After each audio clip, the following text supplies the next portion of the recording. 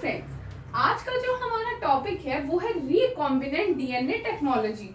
ये बहुत ही important topic है जो आपका आता है यूनिट 13 में, दैट इज टेक्निक्स या फिर मेथड्स इन बायोलॉजी।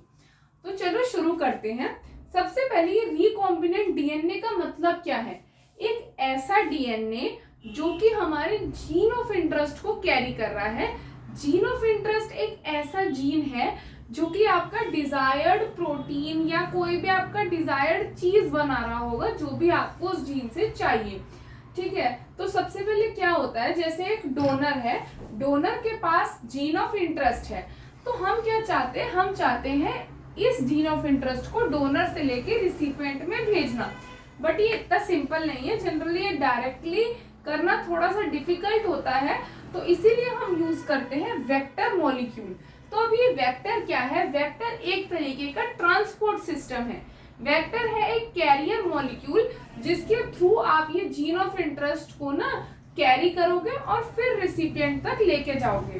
तो वेक्टर की कुछ कैरेक्टरिस्टिक होती है कि वेक्टर जो खुद होता है वो स्मॉल इन साइज होना चाहिए, क्योंकि अगर वो खुद छोटा होगा तभी वो ज्यादा लार्ज साइज ऑफ इंटरेस्ट को कैरी कर पाएगा। तो ये खुद छोटा होना चाहिए और लार्ज जीन ऑफ इंटरेस्ट को कैरी कर पाए। इसका हाई कॉपी नंबर होना चाहिए। आपने कई वेक्टर्स का नाम सुना होगा, जैसे PSC 101, PBR 322, PBR 327।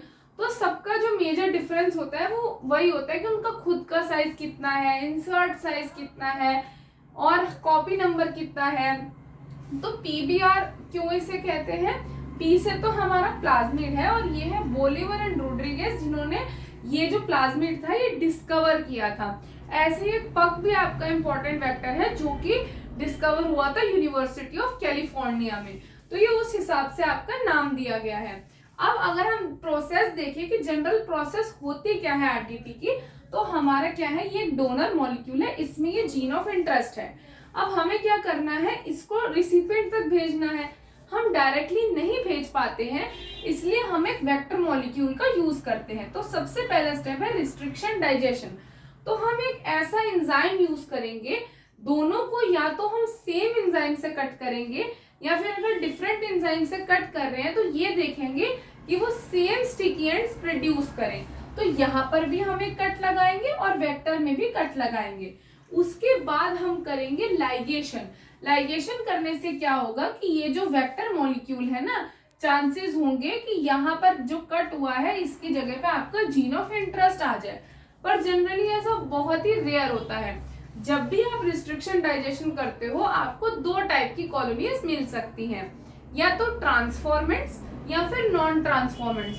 Non transformants वो होती हैं जिनके अंदर कुछ गया ही नहीं, और ट्रांसफॉर्मेंट्स दो टाइप की होती है, रिकॉम्बिनेंट या नॉन रिकॉम्बिनेंट। तो क्या हो सकता है, कभी कभी तो ये वेक्टर सेल्फ रिलाइगेट हो जाए, तो वो तो हमारे किसी काम का नहीं है। So that is a non recombinant transformant colony. और क्या होता है, रिकॉम्बिनेंट वो है जो आपका डिजायर्ड था, जिसमें आपका जीन ऑफ इंटरेस्ट गया है। तो अब अगर आपका जीन ऑफ इंटरेस्ट गया होगा तो हम सिलेक्शन करके देख लेंगे। सिलेक्शन हम एंटीबायोटिक पे बेस्ड कर सकते हैं। हर वेक्टर की कुछ ना कुछ एंटीबायोटिक सिलेक्शन होती है, जैसे अगर उसमें एम्पिसिलिन है तो यानी कि वो एम्पिसिलिन पे ग्रो कर सकता है। तो इस तरीके से हम एंटीबायोटिक सिलेक्शन कर सकते हैं। और जो हमारा बाद का स्टेप रहता है वो है क्लोनिंग। मतलब सिलेक्ट करने के बाद अब हम उसी की मल्टीपल कॉपीज बना सकते हैं जो भी हमारे रिकॉम्बिनेंट कॉलोनी आई है। मतलब जो हमारे बेसिक स्टेप्स हैं वो ये हैं कि सबसे पहले हम जीन ऑफ इंटरेस्ट और वेक्टर को डाइजेस्ट करें, फिर उन्हें लाइगेट करें, उसके बाद हम उसकी सिलेक्शन करें और जो रिकॉम्बिनेंट कॉलोनी आए उनको हम क्लोन करें। तो आइए इसके बाद अब हम देखते हैं इंसर्शन इनएक्टिवेशन का कंसेप्ट। तो इंसर्शन इनएक्टिवेशन समझने से पहले हमें समझना होगा ब्लू व्हाइट स्क्रीनिंग को। तो क्या होता है, सपोज एक LAC-Z जीन है जो कि आपको यहाँ पर दिख रहा है। तो LAC-Z क्या करता है, एक एंजाइम के लिए कोड करता है, that is beta galactosidase. Beta galactosidase जब एक्स गैल के साथ मिलता है तो ये ब्लू कलर देता है।